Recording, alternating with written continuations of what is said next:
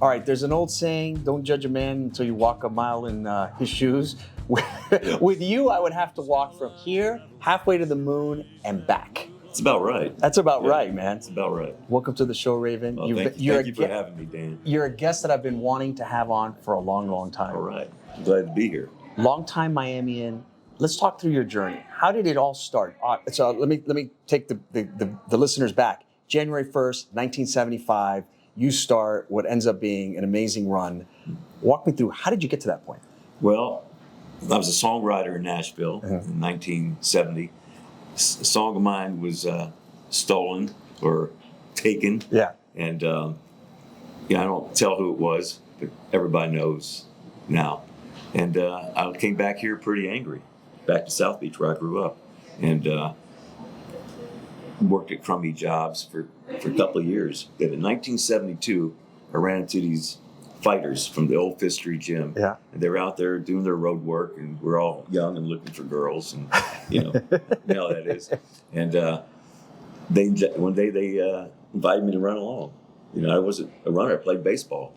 Just around the bases was my run. So anyway, I felt better. Like 2 miles, I felt better. But that's about all I could do because I wasn't, I was winded, and I just kept going. They encouraged me and told me, "Come on, you can do it." And in fact, I felt so good. So by 75, I made a vow because I didn't want to take any days off. Yeah. I'm going to run every day for that year. And I went through like shin splints, pneumonia, food poisoning, you name it. I stepped on a nail. I remember the lifeguard in December said, "You ain't quitting, are you?" I said, "No, I'm not quitting." And that was the first year. Why that path? It's been the same path all these years, and why 8 miles? Well, I always tell people 7 wasn't enough. 9 was just too much. So, and now, I'm doing 5s these days, between 5 and 8, I'll say. But South Beach is like, it's at home. I'm so used to this area. I know almost every grain of sand, you can say. Has seen your feet. I've seen my feet, for sure. Running is like breathing for you, right, at this point. And it's not just a running routine. You have another routine before you do the run, correct? Walk me through that routine. What does it look like? I go to Muscle Beach, and before there was Muscle Beach, I used to do pull-ups on the chicky huts. I don't know if y'all remember. Of course, man, yeah. Chicky huts, awnings, poles, wherever I could find, pieces of cement. I do the pull. So I do Muscle Beach every day, riding my bike over. Yeah. And it's 20 pull-ups, 20 chin-ups. I do the isometric hang. I try to get to 2 minutes or more. It's amazing. Then I do 2 sets of at least 100, 150 push-ups, and then over 100 the second. So that's my routine. That's routine, and then you go and you run. Then I go home here, come back here, do a little weight routine for 10 to 15 minutes, then run. Then you run. Same time. No more swims, hardly. No more swims. So before you told me you used to swim and bike and stuff? Well, the bike just for transportation. Yeah. But the swim, in the first 35 years, I missed about 100, 110 swims. Okay. So there was a 4-year period I never missed a swim. And I was swimming in hurricanes. You were swimming in hurricanes? From, I think the years were 88 to 92. Never missed. From March 88 to February 92. You never missed a swim? Yeah, on the swim. And in those swims, didn't you tell me that you rescued a few people? 17. 17. So you're out on your swim, and then you see Rip Current. Or I did the rescues before the run, after the run, or during during. Wow! So I did a few rescues while I was running. I threw off my glasses, my glove, my shoes, and went in. No way! So you go, you save them, and then you continue the run. Put the shoes back on and with sand in my feet. Amazing. So when you run, you're songwriting and music. Real slow these days. Real slow, but songwriting and music's important to you. Yes. You don't run with a headset, do you? Never. Never. I almost always have someone with me. You always have someone. In the last 25 years, only 11 days, nobody. And we're going to get into, I think, those 11 days. So when you're running, what is going on in your head? So it's it's an 8-mile run, and now it's a little less. Like what thoughts? What are you processing? Well, usually have someone to talk to. Okay. Yeah. It could be anything. Yeah. It could be relationships, money, baseball, or I prefer that. Yeah. Or music. songs. And that was always that way, that you were always talking to someone when you were running, or? I didn't have the first runner took 2 years, and the second runner was 7 years into it. So I was always running pretty much by myself. But a lot of people would jump in. The lifeguards would jump in, or some people would see me. And then it became a thing that if they did the run, they'd get a nickname. Right. So then it became to do 8 miles and get a nickname. So how did the Raven run start? So seven years in, all of a sudden it just starts picking up steam. I was always doing it. Then everybody started coming out and joining me. Yeah. And I remember the first 3 runners all had their own nicknames. Yeah. It was Yule, Coyote, and Phoenix. The 4th runner, this is by 82, by then, 1982, says, "What's my nickname going to be?" And I had to figure out something. I said, this is, being a songwriter, it's a creative process. Correct. Sometimes I interview people the whole run. No shit. To find out, a suitable nickname for them. And then it just pops into your head. Or except they did something, or a guy one time says to me, "I really like oolong tea." So there you go. There you go. You're oolong. Yeah, that's right. How is songwriting, and what are the similarities between songwriting and running? Is there any? There's a musical timing thing. It's like my mind is always counting when I'm running by myself. Yeah. Sometimes people join in, so that's when the lyrics start coming. And sometimes I have a pen. I should always have a pen, but sometimes I don't, or it's wet. Yeah. And I kick myself. Because through the years, I've lost a few songs by not having a pen or a paper. So at Muscle Beach too, I get the idea. I'm riding over, and I go dig in the garbage can, pull out a New Times, and you start writing on it. I've been saving all the scrap paper it's like a whole folder of where I wrote my songs. Yeah, you got a lot of stuff in your apartment of just I do. that's a whole nother podcast. That's a whole nother thing. So numbers are important to you, I've noticed. I like numbers. Because you're a hardcore baseball guy, and we're going to talk baseball after. But where does that come from? Are you just always? It's always. Really? Yeah. And I remember birthdays. I didn't do good in school. Yeah. That's why I left. But for some reason, I remember people's birthdays. And I thought it's normal. I was about 10 or 11 years old, and it was a girl's birthday in class. I wasn't even friends with her. But they say it's her birthday, and a year later, they say, "We have a birthday." And I said, "Oh, it must be that girl." And, it has to be. And it was. And no one else remembered. I said, "How come I remember?" I didn't know. And I could tell you somebody's birthday from years ago, and you still remember from like grade school or whatever. Yeah. That's amazing. What other little fascinations with like numbers and those sorts of things that you have? It just comes kind of natural. But like if you want to show me how to fix a car, it's just like Chinese. Sadly, didn't have a dad to help me that. Yeah. Didn't have a dad, so I didn't pick up on that. What do you think? And the lyrics come. Yeah. It's like magic. Yeah, that part of your brain is just working overdrive. Yeah. What do you think draws people to you, right? You have something about you that over the years, I'm guessing thousands of people have run with you if you put up the numbers? As of yesterday, 37, 34. I mean, of course, this guy's going to have the numbers, yeah.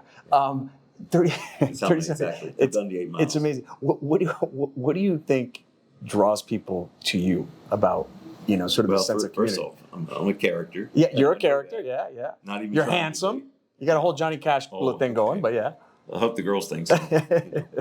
And I try to treat people nice and be fair with them, and not be a jerk or anything. Yeah, you're approachable. You're very friendly, easy to talk to. I am. That's for sure. I'm a Libra. I'm balanced. You're balanced. So you're early October. Tomorrow. Tomorrow. That's right. You told me that. Yeah. Let's talk a little bit of longevity. Tomorrow's your birthday. You look awesome. What do you eat? Like, what's your diet like? I like to say I eat a little bit of everything, but not a lot of anything.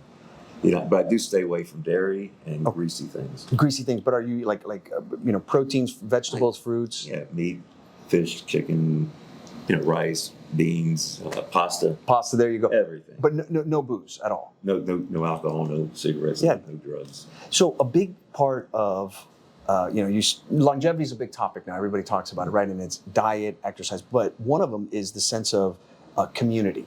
Mm-hmm. And I see you as somebody who has built an amazing community that people are drawn to you. And I had no intention. I was just trying to save myself with the song.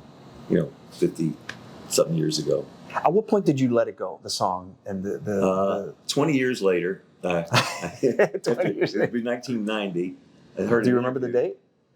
I was out there on the rocks with the girlfriend at the time, and I realized he didn't do it intentionally. He was high, stuck it in his pocket. He didn't say, "I'm going to get that kid, take his song." Of course not. And I realized it, and I said, "It's okay. It's okay. Let it go."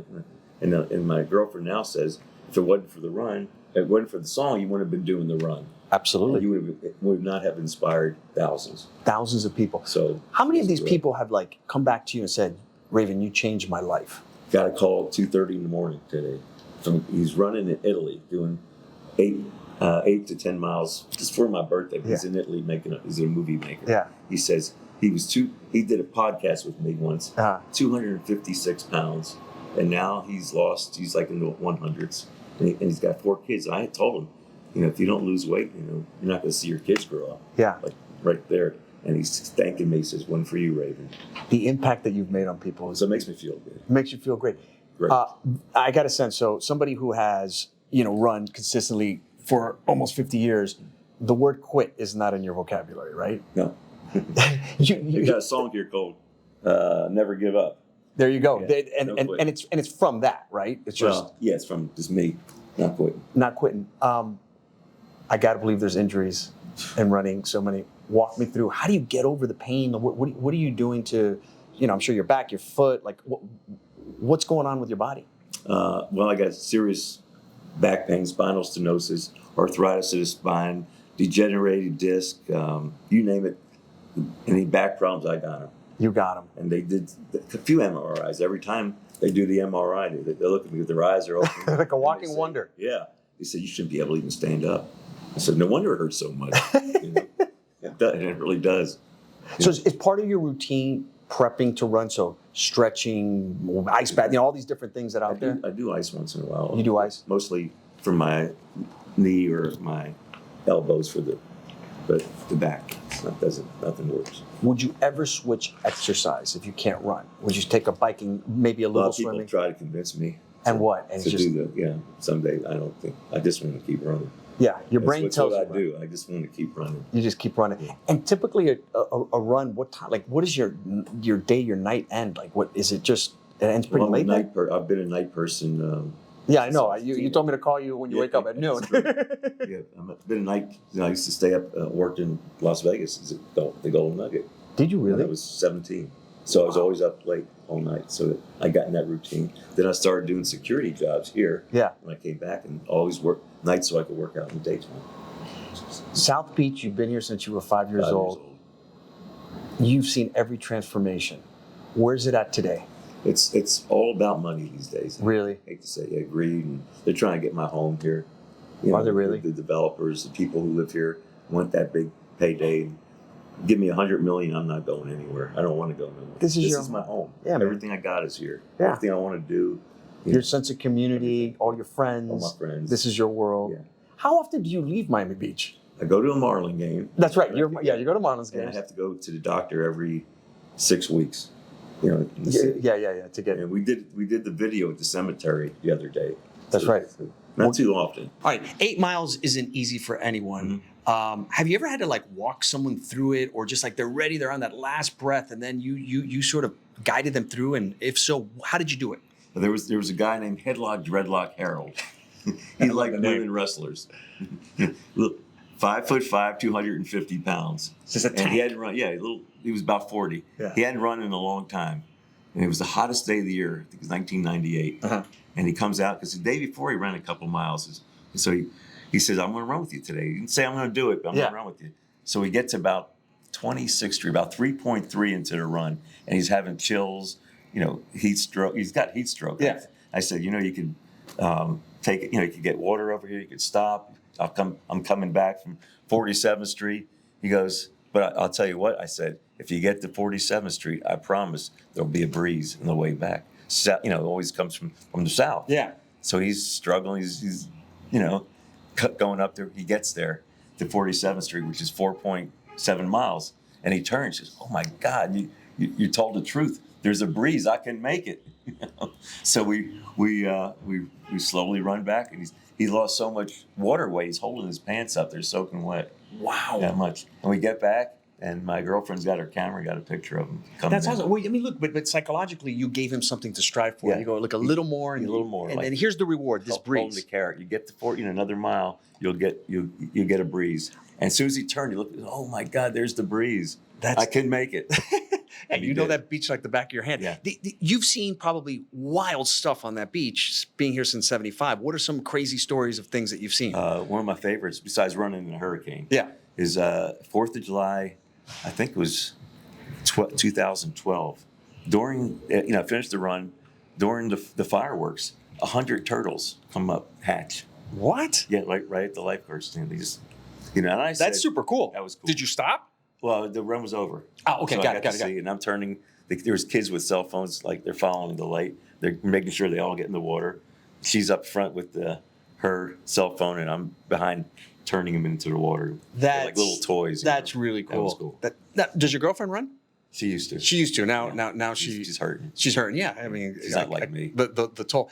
How about craziness of the beach? They host the Food and Wine Fest, Basel. Have you ever come across just like I'm running and there's this crazy party going on?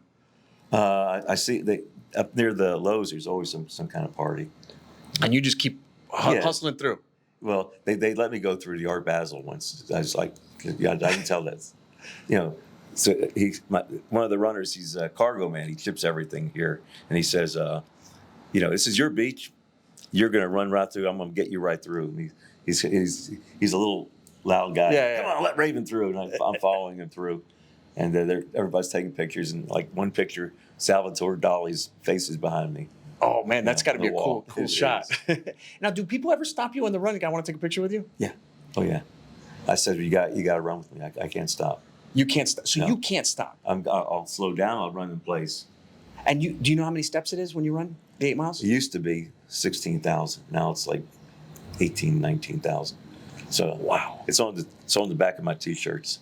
That is super cool, man. You should get your shirt. Yeah, bro, get me a shirt. I will. Let me guess, it's black. With different colors lettering every year, but black. All right, if you got one here, I'm going to buy one from you. I do. Medium. Yeah, I'm about a medium. Yeah, I mean, I don't know. I've been hitting the gym. What do you It's think? okay. It's good to have them tight. Good to have them tight. There's a picture of Stanton on it with the Raven t-shirt. No shit. Yeah, That's really and cool. he's got he can take extra X off. He's got a large. Let's talk about your music career. All right. Well, so It's my new thing. it's your new thing because I always wrote. you always wrote, but you didn't start performing or getting back into songwriting as far as like sharing those songs We would until do recently, right? A little concert at my annual picnic. Me and another lifeguard Yeah. named Chuck. We do this. He'd do maybe 10, 15 songs, and I'd join him for 4. So I did perform some, but now we got this group, and But you got a great voice. Like just you got a. I mean, you should be on the radio. You should be doing your own I've heard podcast. that. Yeah, you I've heard got a great voice. that. And morning's not too good. Morning's a little rough, but it gets better at night. I do all my recordings like late at night. So it sounds really, it's really rich at night. But you're not performing anymore. You're just writing songs Yeah, for I'm others. writing, not singing. They try changing my voice some. Really? Have me Why? sing a little higher. Why? Because country's become a little poppy. Is that? Yeah, that too. So they're getting the songs out there, and Because they played one of your songs at the Marlins game, They which did. is the game that I was at. yeah, really. That we were both at. Yeah. That was the Dracula song. The Dracula I song. wrote 30 years ago. No way. Yeah. They put some music and.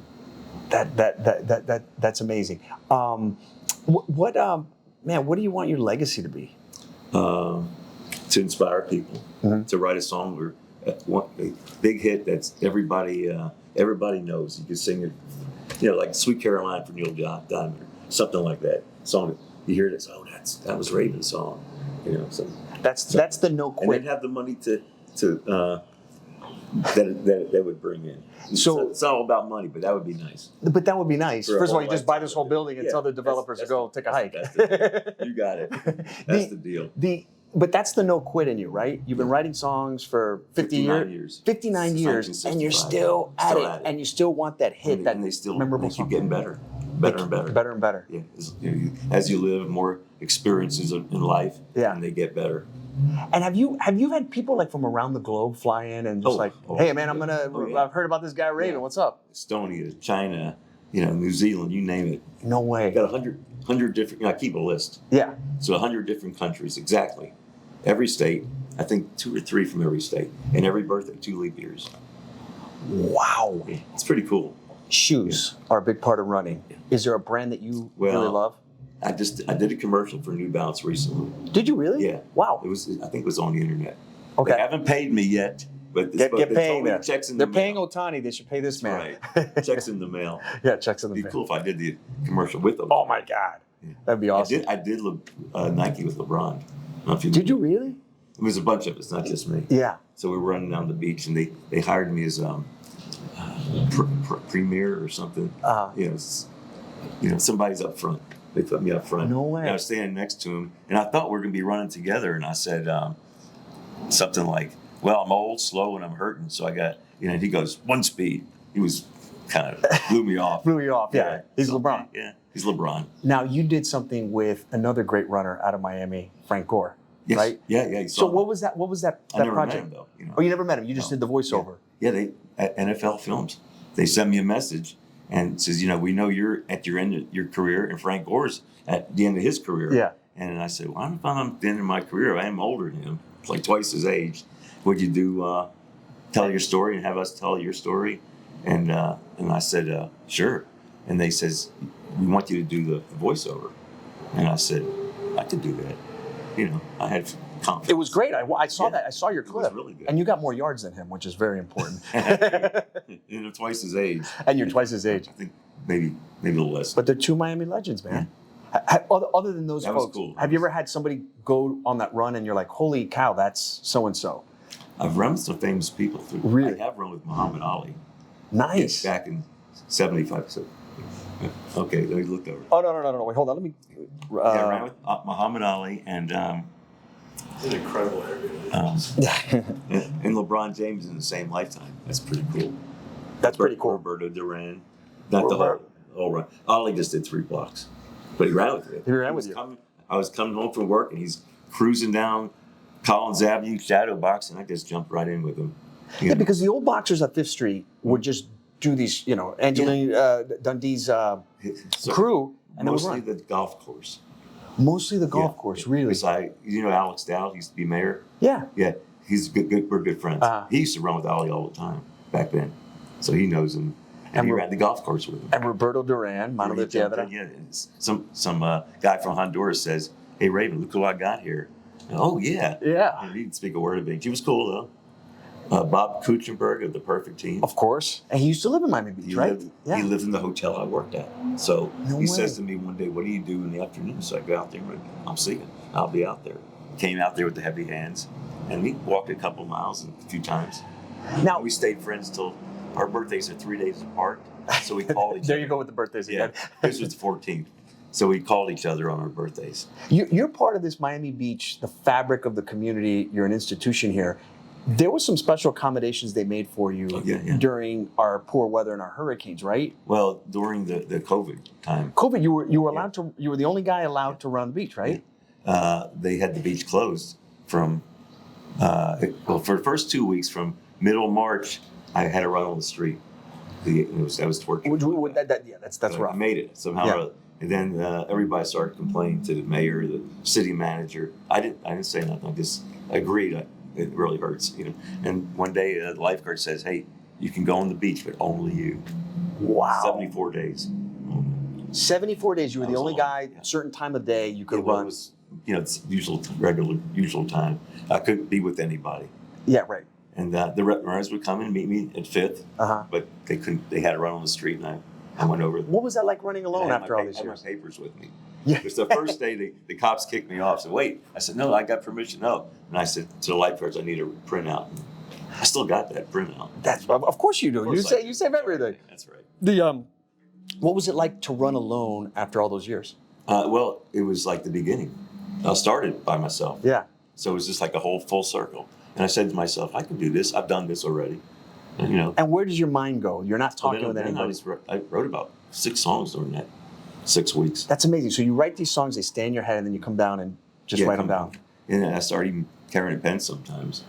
Damn, that is And super impressive. everything was magnified. If someone was on a boat, Mhm. you'd hear them talking, or a leaf. Everything was, I couldn't believe it. That's super cool. Yeah. Yeah, I remember coming down here after that and seeing all the cruise ships out there, just out there by There was as nobody. many as 9 one day. Isn't that crazy? Yeah. Yeah. It was, They had to get them going just because they need to cycle I through. was counting us at 9. That's wild. The during hurricanes and when you can't be on the beach, how do you get your runs? You go on the street One or what do you- time, it was Irma. I guess it was in September 10th of 17. Went out to the beach with another runner, and we got there. It blinded us, spun us around like a top, and then I sunk down about 2 feet, because it's real soft. And he looked at me, and I looked at him and said, "Don't think we can do this." Yeah. And he was a tough guy too. Yeah. So we came here, and I had it measured. 3 times around the building was 1/10 of a mile.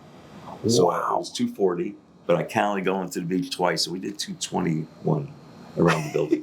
And I said, "Do you want to start counting?" He said, "No, you count. You count. That's your deal. You count." And then you set up a pull-up bar to Yeah, do your right pull-up. over there. You can still see some of the marks. We had to take it down because of the neighbors. It really came in handy. Wow. She did it. My girlfriend did it. That is amazing, man. All right, She everyone. never missed a pull-up. So, There's a tree in the park across the street. and So- you do pull-ups Yeah. there. So, and every Sunday, my friend Tony, who meets me at Muscle Beach, we'd meet over at the tree and do it. What do you enjoy more, songwriting or running? Well, it's kind of equal, I guess. They're very different, Yeah. but running's a lot more painful. right. Yeah, songwriting's a little more, easier. More, you get a lot of reward for both. You get reward. Yeah. So it's hard to say. Something to be proud of. It is. I write on the calendar the amount of miles, which is a little less now. I used to get 3,000 miles a year. 3,000. First at age 70, 71, and 2, I got 3,000 miles. But now it can be more like 1,900, 2,000. There is something to be said for doing something tough every day. And when your body and your mind are saying, don't do it, and then you do it, it makes it that much more rewarding, Yeah, right? Definitely. Yeah. Definitely. It's the challenge. You're like a winner. You come out.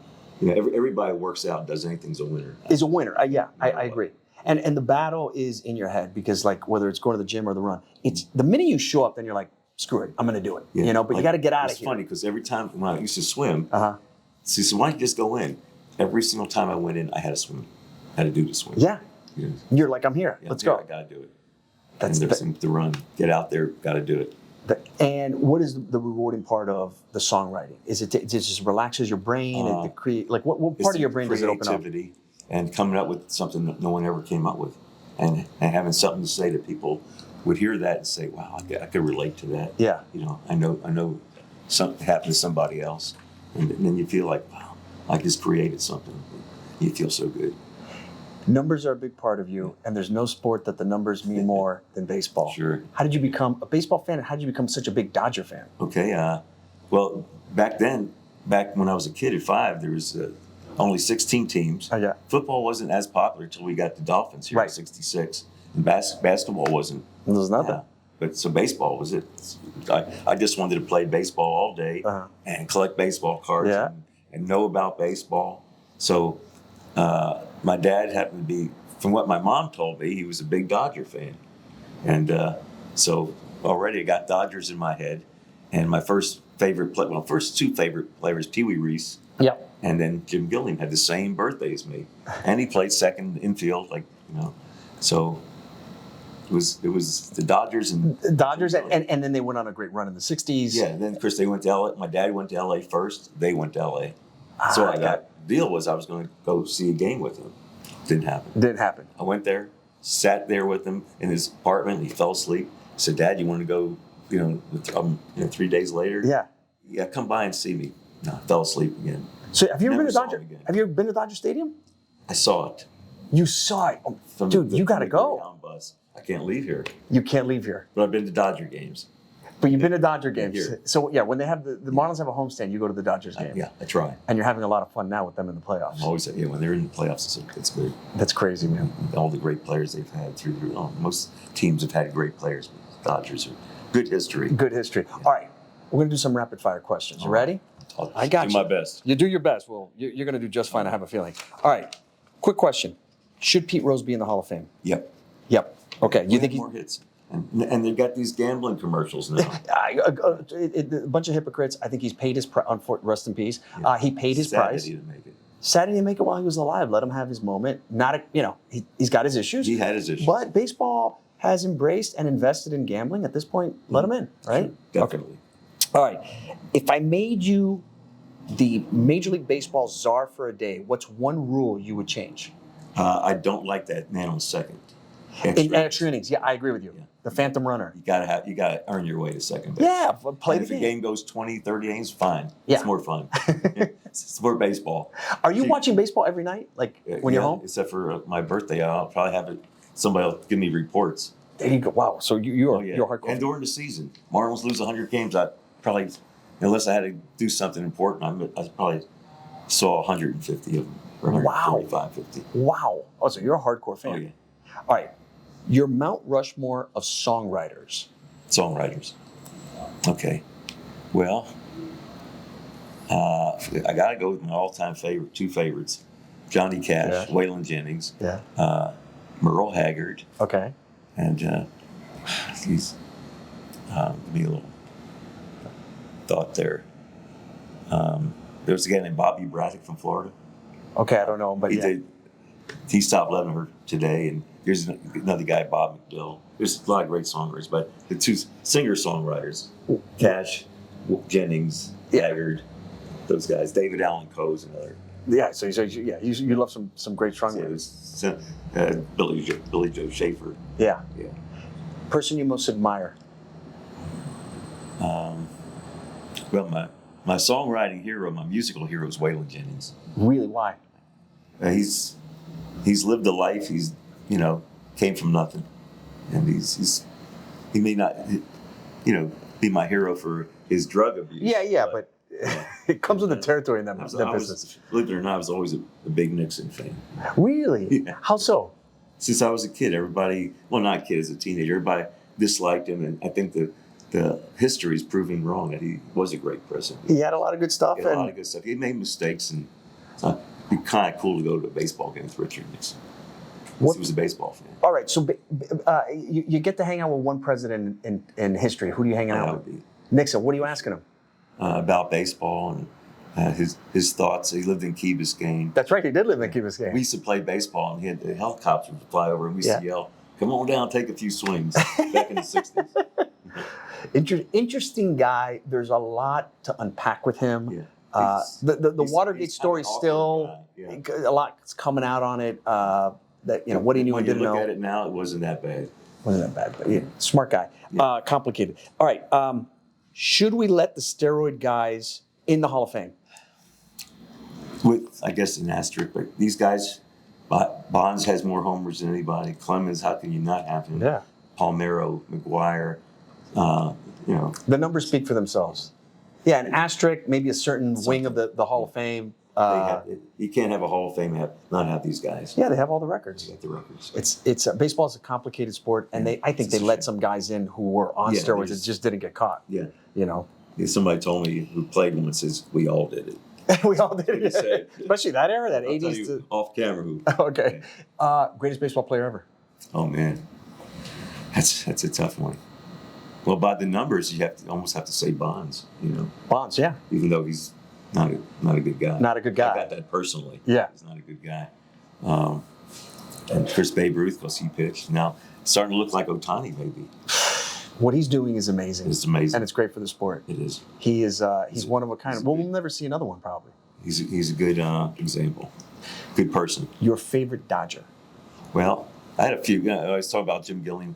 I always liked infielders. Jim LeFevre. Yeah, Jim. Ron Say. Ron Say, the Penguin. Yeah. Pee Wee Reese. Yeah. I like these obscure guys. Dave Hansen. I remember Dave Hansen. Yeah. Mickey Hatcher. Yeah, I remember Mickey Hatcher. These obscure guys. Justin Turner was a big favorite. Justin Turner, the big redhead. Yeah. He was a great player. He was. Yeah. I admire him a lot because he was like, a utility guy. He made himself a great player. Right, because he was a late bloomer. Late bloomer. Yeah. Until he was like 32, 33. then he got power. He started getting hits and what World Series? One World Series was a money player. Okay. Bigger feat or bigger achievement, Earl Hershiser in the '88 World Series or Sandy Koufax in the '65 series? Wow. They're both pretty impressive. Yeah, and I think I hate to say Koufax might be because he didn't last that long, a little more overrated, but better pitcher for those 5 years. But Earl, he won that series for them after this guy hit Kirk Gibson hit a home run. The only bat he ever had in that series. Isn't that crazy? Was a home run, but Hershiser. Do you remember where you were when that happened? I know when the Gibson home run happened, I was on my bike with a transistor radio going to work at the hotel at night. Wow. And I almost fell off my bike. Yeah, everybody always remembers that. Eckersley comes in and he's got the bum knee and he hit a home run. Yeah. That was it. That set the tone for the series. So, I didn't see it, but I was listening on the radio. Yeah. One last question. Your 50-year anniversary is around the corner. What does that day look like? Any special celebrations? And how are you going to feel? Hopefully better than I feel right now. Hopefully not hurt, but I'll be hurting. And it'll be a little bittersweet because I'm in so much pain. Yeah. So I love to be able to have that 50 years and really still be running like I used to, but that probably won't be happening. But I'll enjoy everybody coming down. How many people you think are going to come? Yeah. When I had the 100,000 miles, that was March 29th of 09. Uh-huh. I had 280. Wow. The local running groups, they all, I'm an outlaw now, so they don't. Oh, you're an outlaw now? Yeah. I think I have to think about don't pay to run. And, got it. Yeah. They kind of lied to me, so I won't probably not get that kind of group. Maybe we'll have 100. Good stuff. And all people I know and like. I'm sure. Awesome, man. Like one guy, maybe. One guy you don't want, right? And you got him on that list in your house. I know who he is. Like I said, you're an institution in Miami Beach. You're super important. I think you've done so much and so good to change people's lives. I hope you have another 150,000 miles in you. Wow. Like an old car, we'll grease you up and get you going. Kick start me. If people want to join the run, where do they go and what time? And then let's talk a little bit about your music. Okay. Yeah, I start the run every day at 5:30 at the Fifth Street Lifeguard Stand. Okay. And then when we turn the clock back, it's 4:30. Pretty simple. Okay. Same place every day, and I'm easy to find. I'm on Facebook. I'm going to join you one day. Now that I say I believe you will. And you're going to give me a nickname at that point. Your brother's done it. I know he's done it. He's done it a Ricky. bunch of times. Yeah. Relay Ricky. It even rolls off your tongue well. Relay Ricky. There you go. Yeah, he left me in the dust, but it's okay. I got him by 18 years. Yeah. I know his birthday. When's his birthday? Halloween, 68. You're 100% right. It's right around the corner. Yeah. Amazing. Mine's December 16th, 1975. December 16th, 1975. The year I started. I've been running every day of your life. Yeah. That's why when I saw That's the when I had that pneumonia. It was December of 75. And you still made it through. The lifeguard looked at me and says, "Man, you ain't quitting, are you?" I said, No, I ain't quitting. I ain't quitting. I'm going, brother. Yeah. Then January 1st came. I didn't even think. I just kept going. Amazing. Where can people find out about your music?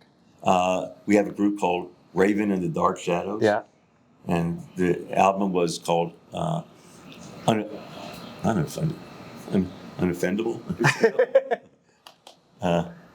Anyway, that's the group's name.